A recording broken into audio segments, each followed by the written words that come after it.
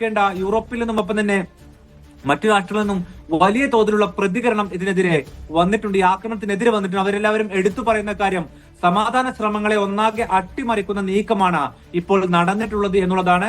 അതിൽ തന്നെ എടുത്തു പറയേണ്ട രണ്ട് പ്രതികരണങ്ങൾ. സാധാരണ രീതിയിൽ യുഎസിന്റെ കൂടെ എല്ലാ ആക്രമണം നിൽക്കാറുള്ള ബ്രിട്ടന്റെ പ്രതികരണം ഇതിൽ ശ്രദ്ധേയമാണ്. ഫ്രാൻസിന്റെ പ്രതികരണവും ശ്രദ്ധേയമാണ്. സമാധാന ശ്രമങ്ങൾ അട്ടിമറിക്കുമെന്ന് ബ്രിട്ടൻ പറയുമ്പോൾ ഫ്രാൻസ് പറയുന്നത് ഒരു തരത്തിലും ന്യായീകരണമില്ലാത്ത ആക്രമണമാണ് നടന്നത് എന്നുള്ളതാണ്. ഇവരുടെ രണ്ടുപേരുടെയും ആ റിയാക്ഷൻ അല്ലെങ്കിൽ പ്രതികരണത്തിന് പ്രത്യേകമായിട്ടുള്ള ഒരു പ്രാധാന്യം കൂടിയുണ്ട്. ഈ മാസം 21-ന് ഐക്യരാഷ്ട്രസഭയുടെ പ്രത്യേക യോഗത്തിൽ വെച്ച് ഫലസ്തീനെ രാഷ്ട്രമായി അംഗീകരിക്കുമെന്ന് പ്രഖ്യാപിച്ച രാജ്യങ്ങൾ കൂടിയാണ് ഇവർ. ഒപ്പം തന്നെ ബെൽജിയം ഉൾപ്പെടെയുള്ള രാഷ്ട്രങ്ങൾ ഫലസ്തീനെ രാഷ്ട്രമായി അംഗീകരിക്കുമെന്ന് പ്രഖ്യാപിച്ചവരാണ്. സമാധാന ശ്രമത്തിലേക്ക് യുഎസും ഇസ്രായേലും കാര്യങ്ങൾ എത്തിക്കുന്നില്ലെങ്കിൽ തങ്ങൾ ഫലസ്തീനെ രാഷ്ട്രമായി അംഗീകരിക്കുമെന്ന് പ്രഖ്യാപിച്ച വൻകിട രാഷ്ട്രങ്ങൾ കൂടിയാണ് ഇവർ. അതുകൊണ്ട് ആ നിലയ്ക്ക് കൂടി അവരുടെ പ്രതികരണത്തിന് പ്രാധാന്യമുണ്ട്. അതായത് ഒക്ടോബർ 7 ആക്രമണത്തിലൂടെ ഹമാസ് ആഗ്രഹിച്ചിരുന്ന കാര്യം ഒരുപക്ഷെ മൂടപ്പെട്ടു പോകുമായിരുന്ന ഫലസ്തീൻ എന്ന രാഷ്ട്ര സ്വപ്നത്തിലേക്ക് ഉള്ള വഴിയൊരുക്കുകയായിരുന്നു ഒക്ടോബർ 7 ആക്രമണത്തിലൂടെ എന്ന് ഹമാസ് ആവർത്തിച്ച് പറയുകയാണ്. ഇപ്പോൾ നടക്കാൻ പോകുന്നതും അത് തന്നെയാണ്. ഏതാണ്ട് 600 ദിനം പിന്നിട്ട യുദ്ധം. അതിൽ ഗസ എന്ന് പറയുന്ന നമ്മുടെ ആലപ്പുഴ ജില്ലക്ക് സമാനമായി വലിപ്പമുള്ള ഒരു ചെറിയ പ്രദേശം. അവിടെ നിരന്തരം എന്നോണം ഏതാണ്ട് 600 ദിനത്തോളം ബോംബിട്ട് ഏതാണ്ട് ലക്ഷത്തിനടുത്ത് ആളുകളെ കൊന്നിട്ട് പോലും ഇപ്പോഴും ഹമാസിനെ നിരായുധീകരിക്കുവാനോ അല്ലെങ്കിൽ അവരുടെ ആക്രമണത്തിലൂടെ കീഴ്പ്പെടുത്തുവാനോ ഇനിയും ഇസ്രായേലിനും വൻകിട രാഷ്ട്രമായ യുഎസിനും സാധിച്ചില്ല എന്ന് തന്നെയാണ് ഈ യുദ്ധത്തിന്റെ ഏറ്റവും വലിയ പ്രസക്തി.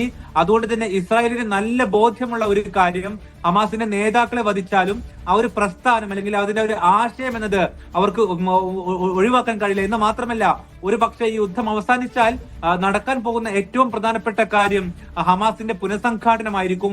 മാത്രമല്ല കൂടുതൽ കരുത്തോടു കൂടി ഗസയിലും ഒപ്പം തന്നെ ഫലസ്തീന്റെ വിവിധ ഭാഗങ്ങളിലും ഹമാസിന്റെ പ്രവർത്തനം പുനരാരംഭിക്കുമെന്ന നല്ല ബോധ്യം ഇസ്രായേലിനുമുണ്ട്. കാരണം അവരുടെ നേതാക്കളെ നിരന്തരം എന്നോണം അവർ വേട്ടയാടുകയും കൊലപ്പെടുത്തുകയും ചെയ്തിട്ടുണ്ട്.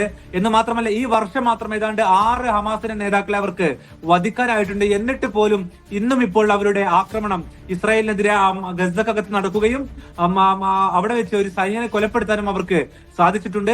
ഈ തരത്തിൽ ഏതാണ്ട് 600 ദിനത്തിലേറെ പിന്നിട്ട യുദ്ധത്തിന് ഇസ്രായേൽ എന്ന് പറയുന്ന രാഷ്ട്രത്തെയും വലിയ ആണവ രാഷ്ട്രത്തെയും ഒപ്പം തന്നെ യുഎസ് എന്ന് പറയുന്ന രാഷ്ട്രത്തെയും ഇപ്പോഴും വിറപ്പിച്ചു നിർത്തുവാൻ ഹമാസിന് സാധിക്കുന്നുവെന്നത് ഇസ്രായേലിനെ സംബന്ധിച്ചിടത്തോളം നെതന്യാഹു എന്ന് പറയുന്ന രാഷ്ട്രീയ നേതാവിനെ സംബന്ധിച്ചിടത്തോളം അതുണ്ടാക്കുന്ന തലവേദന ചില്ലറയല്ല.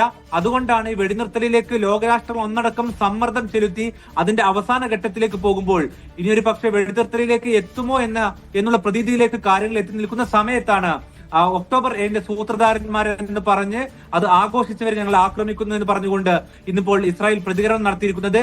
ഏതായാലും അവർ ആക്രമണം മറികടന്നു അല്ലെങ്കിൽ ഹമാസ് നേതാക്കളെ കൊലപ്പെടുത്താനായിട്ടില്ല എന്നുള്ളതാണ് ഇപ്പോൾ വരുന്ന റിപ്പോർട്ടുകൾ.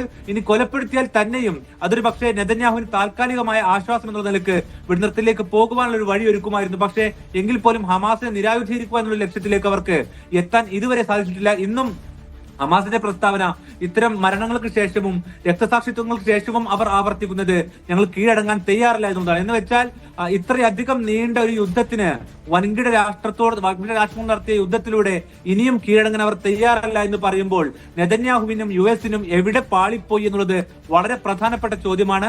ഇപ്പോൾ ഇസ്രായേൽ നടത്തിയിരിക്കുന്ന യുദ്ധത്തിലൂടെ സംഭവിച്ച മറ്റൊരു കാര്യം അറബ് രാഷ്ട്രങ്ങളെയും അറബ് ജനതയെയും അത് പ്രത്യേകം നമ്മൾ വേർതിരിച്ച് കാണേണ്ടതാണ്. രാഷ്ട്രത്തലവന്മാർക്ക് പുറമെ ആ നാട്ടിലെ അറബ് ജനതയെ സംബന്ധിച്ചിടത്തോളം അവരുടെ ആത്മാഭിമാനത്തിനേറ്റ ക്ഷതം കൂടിയാണ് ഇന്നത്തെ ആക്രമണം. ഇത്രയധികം ആക്രമണം നടന്നിട്ടും ഇനിയും തിരിച്ചടിക്കാൻ നമുക്ക് സാധിക്കുന്നില്ല എന്ന തരത്തിൽ എക്സ് പ്ലാറ്റ്ഫോമുകളിൽ പ്രതികരണങ്ങൾ വരുന്നുണ്ട്.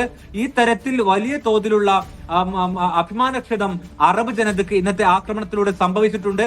സ്വാഭാവികമായിട്ടും അതിനുള്ള പ്രതികരണം ഏത് തരത്തിലായിരിക്കും എന്നതാണ് എല്ലാവരും ഉറ്റുനോക്കുന്ന വളരെ പ്രധാനപ്പെട്ട കാര്യം. ഏതായാലും യുദ്ധത്തിലേക്ക് കാര്യങ്ങൾ തള്ളിവിടുന്ന ഒരു സ്ഥിതിയിലേക്ക് പോകാൻ GCC രാഷ്ട്രങ്ങൾ താല്പര്യപ്പെടില്ല. കാരണം ഈ മേഖലയിലെ വളരെ പ്രധാനപ്പെട്ട പശ്ചിമേഷ്യയിലെ തന്നെ ഏറ്റവും പ്രധാനപ്പെട്ട സാമ്പത്തിക ശക്തികളാണ് GCCയിലെ 6 രാഷ്ട്രങ്ങളും. അവരുടെ സമ്പദ്ഘടന തടസ്സപ്പെടുന്ന, അവരുടെ ജനങ്ങളുടെ ജീവിതം തടസ്സപ്പെടുന്ന ഒരു സ്ഥിതിയിലേക്ക് അവർ കാര്യങ്ങൾ കൊണ്ടുപോകില്ല. പകരം അന്താരാഷ്ട്ര അന്താരാഷ്ട്ര സമ്മർദ്ദത്തിലൂടെ അത് ആ ഒരു വെടിനിർത്തലിലേക്കും മറ്റും എങ്ങനെ എത്തിക്കുമെന്നുള്ള ഇനി എല്ലാവരും ഉറ്റുനോക്കുന്ന കാര്യം. GCC രാഷ്ട്രങ്ങൾ എല്ലാവരും ഖത്തറിനോട് പറയുന്നത് അവരെന്ത് തീരുമാനം എടുക്കുന്നോ അതിന്റെ കൂടെ ഞങ്ങൾ ഉണ്ടാകുമെന്നുള്ളതാണ്. പക്ഷേ ഇതിൽ എടുത്തു പറയേണ്ട കാര്യം, എങ്ങാനും ഖത്തർ ഈ വെടിനിർത്തൽ ചർച്ചയിൽ നിന്നും മധ്യസ്ഥം വഹിക്കുന്ന ഒരു ചാർജിൽ നിന്ന് പിന്നോട്ട് പോയി കഴിഞ്ഞാൽ ഇത് കാര്യങ്ങൾ കൂടുതൽ അതാണ് അഫ്താബ് സൂചിപ്പിച്ചതുപോലെ തന്നെ ഈ ആക്രമണം അത് പ്രാദേശിക സുരക്ഷയെ സംബന്ധിച്ച് അല്ലെങ്കിൽ രാജ്യത്തിന്റെ പരമാധികാരത്തിന്മേലുള്ള ഒരു കടന്നുകയറ്റമാണ്, സുരക്ഷാ ഭീഷണിയാണ് ഉണ്ടായിരിക്കുന്നത് എന്ന തരത്തിലാണ് ഇപ്പോൾ UN ഖത്തർ കത്തയച്ചിരിക്കുന്നു എന്നൊക്കെയുള്ള വാർത്തകൾ വന്നുകൊണ്ടിരിക്കുകയാണ്. ഒപ്പം തന്നെ ഖത്തറിൽ ഇപ്പോൾ എന്താണ് സംഭവിക്കുന്നത് എന്നുള്ള കാര്യങ്ങൾ